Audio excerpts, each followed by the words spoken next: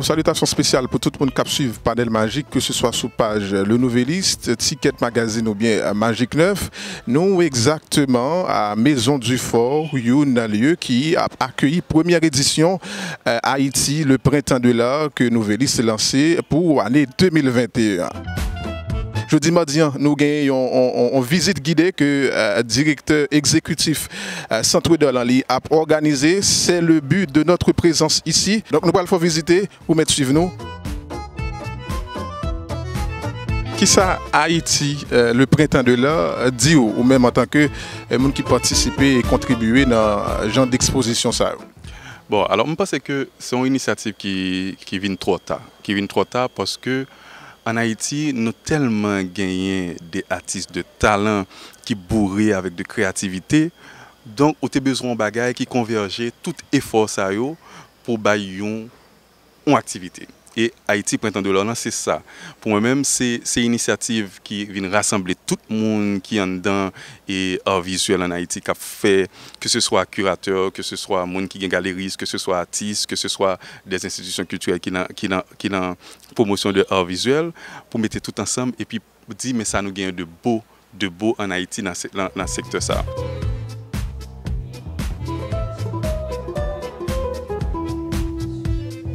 Là, nous avons directement rez-de-chaussée Maison du Fort. Là. Et nous allons visiter un artiste qui produit plus dans l'exposition.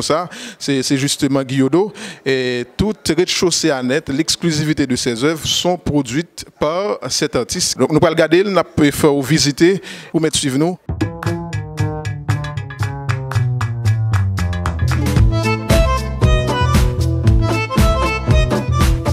Nous avec Erol Josué. Qui ça qui mène dans la Maison du Fort aujourd'hui?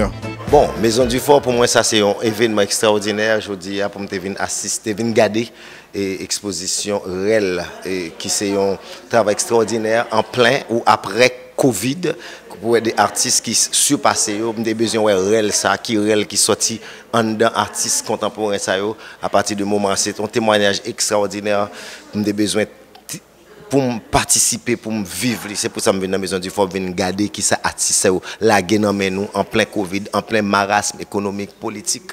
Malgré tout, pour des artistes qui sont capables d'accoucher des œuvres de ce genre, et c'est important pour moi-même en tant qu'artiste pour me dire là. Ok, donc, où qu'on différents artistes, où on habitué à œuvres, et est-ce que vous sentez qu'il y a une évolution dans ça, monsieur produit? Ah, effectivement, définitivement, il y a une évolution. C'est pas bouillon réchauffé, c'est un lot de bagaille. C'est ça me les sublimé, il n'y a pas de mots là pour moi c'est tout ça, c'est des exemples extraordinaires pour montrer que nous autres en Haïti, nous-mêmes dans la société ça nous fait effort, nous avons monté vers la renaissance, vers une autre renaissance à travers l'art, à travers la culture et nous sommes capables de repenser pour nous remembrer société ça, pays ça à travers l'art et la culture. Pierre-Pascal Merisier, dit Pascoli, également exposé à Maison du Fort, nous devant justement chambre qui gagne exclusivement œuvre Lio. Et nous avons visité, c'est Kounia, vous avez remarqué déjà les œuvres de Pierre-Pascal Merisier. Et justement, monsieur lui-même est plus exposé sous les œuvres. Alors, œuvre Lio plus concentré avec Pied-Bois.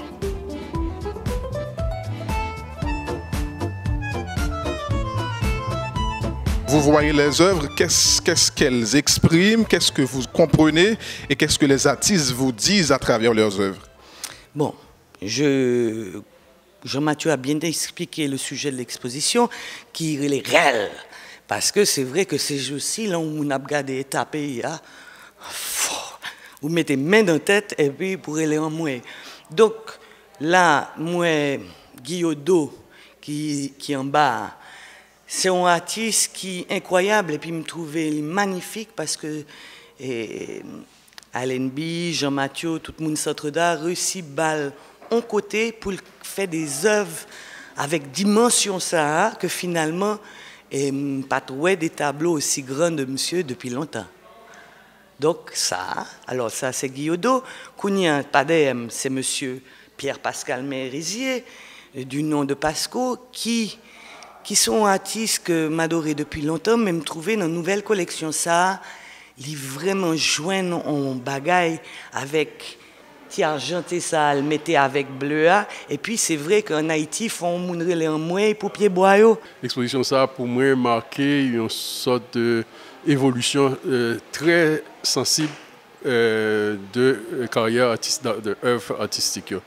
De peinture particulièrement, on m'a parlé de Pasco et qui très impressionné dans l'exposition ça. Le travail de M. Vin beaucoup plus précis, beaucoup plus nuancé par rapport à ça qu'on produit avant. Et je pensais que là, je démarrer pour une production qui est très forte et qui peut le projeter dans l'avenir.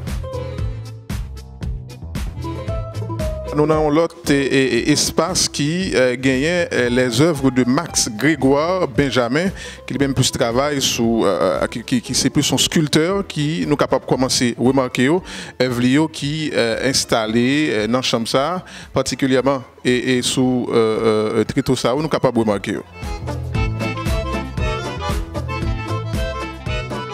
Pour moi-même, Haïti Printemps de l'Or, c'est un bagage qui vient qui dit que hey, attendez, c'est vrai nous avons un chaos total dans le pays, c'est vrai nous avons une espèce de bagage que nous ne pas comprendre, mais en dehors de ça, c'est que une forme de beauté qui a dégagé parallèlement et qui méritait que le monde mette un projecteur sur lui.